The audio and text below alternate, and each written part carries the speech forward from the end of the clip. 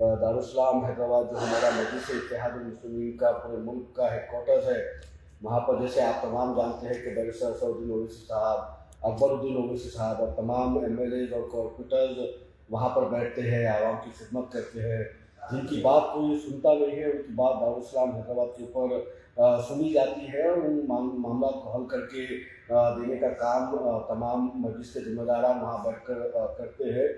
तो इस 14 फरवरी को इस दारुल-इस्लाम डे के ऊपर मजलिस इत्तेहादुल मुस्लिमीन महाराष्ट्र का यूनिट बैरिस्टर असदुद्दीन ओवैसी साहब का, अकबरुद्दीन ओवैसी साहब का शुक्रिया अदा करने के लिए हैदराबाद जाने वाले हैं और एक भव्य रैली जो है तो इसकी हम लोग तमाम मिलकर निकालने वाले हैं। ये रैली दारुल-इस्लाम औरंगाबाद से निकलेगी। सुबह में शार्प 6 बजे दारुल-इस्लाम औरंगाबाद के ऊपर तमाम जो नौजवान और कॉर्पोरेटर जो हैदराबाद की तरफ रैली में चलना चाह रहे हैं, उन तमाम के लिए ब्रेकफास्ट का इंतजाम दारुल-इस्लाम औरंगाबाद के ऊपर किया गया है।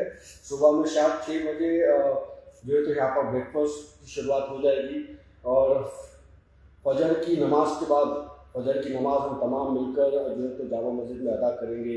इम्तियाज़ भाई भी हमारे साथ मौजूद होंगे। इम्तियाज़ भाई के साथ मिलकर हम लोग जामा मस्जिद में नमाज़ पढ़ेंगे और नमाज़ पढ़ने के फ़ौरन बाद में ये जो रैली हैदराबाद की तरफ जाने वाली है, ये रैली दारुल-इस्लाम औरंगाबाद से जामा मस्जिद के सामने से निकलेगी। जामा मस्जिद के सामने से हम लोग निकल कर बीर बाईपास की तरफ जाएंगे। जो हमारा धुलिया सोलापुर हाईवे है, वो रोड से होते हुए बीर उस्मानाबाद होते हुए हम लोग नलदुर्ग की तरफ पहुँचेंगे और नलदुर्ग के ऊपर एक लंच का इंतजाम वहाँ पर किया गया है। नलदुर्ग में हम लोग एक हॉल्ट लेंगे, एक आधे घंटे का शॉर्ट हॉल्ट वो होगा और नलदुर्ग में लंच करने के फ़ौरन बाद हम लोग हैदराबाद की तरफ दोबारा निकल जाएंगे। थोड़ा सा हम तमाम को वक्त का ख्याल रखना है क्योंकि हमको 5 बजे तक हैदराबाद पहुँचना है।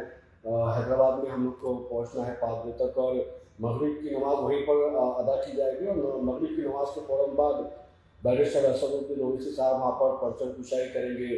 परचम कुशाई के बाद में असद साहब हम तमाम को खिताब भी वहाँ से करेंगे। अकबर साहब भी होंगे, इम्तियाज़ साहब भी उस खिताब का हिस्सा होंगे और खिताब होने के बाद में असद साहब जो कॉर्पोरेटर्स चुन के आए हैं, जो 125 महानगर पालिका में हमारे कॉर्पोरेटर्स चुन के आए हैं, उन तमाम को असद साहब फेलिसिटेट करेंगे। साथ ही में जो 83 कॉर्पोरेटर्स हमारे नगर पालिका में चुन के आए थे, उन तमाम को भी असद साहब फेलिसिटेट करेंगे। उसके बाद में एक मेयर भी हमारा नगर पालिका में चुनकर आए थे, उन तमाम लोग रहेंगे। मेरी तमाम नौजवानों से गुजारिश है कि इस रैली का हिस्सा बनिएगा।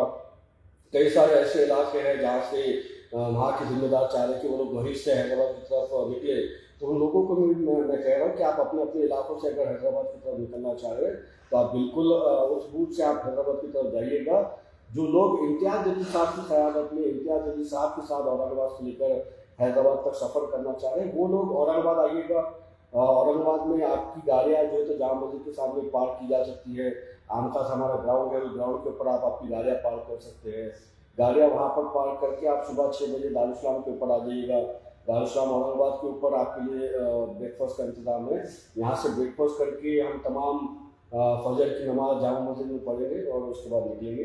तो आप तमाम से गुजारिश है कि ये हिस्टोरिक रैली का, इस ऐतिहासिक रैली का हिस्सा बनिएगा। इंशाल्लाह इम्तियाज़ भाई के साथ मैं खुद भी वहाँ पर मौजूद रहूँगा आप तमाम के साथ और इंशाल्लाह आप तमाम से 14 तारीख के दिन सुबह में दारुल-इस्लाम औरंगाबाद के ऊपर मुलाकात होगी। साथ में हम मिलकर एक हिस्टोरिकल रैली का हिस्सा बनेंगे। जज़ाकल्लाह, शुक्रिया।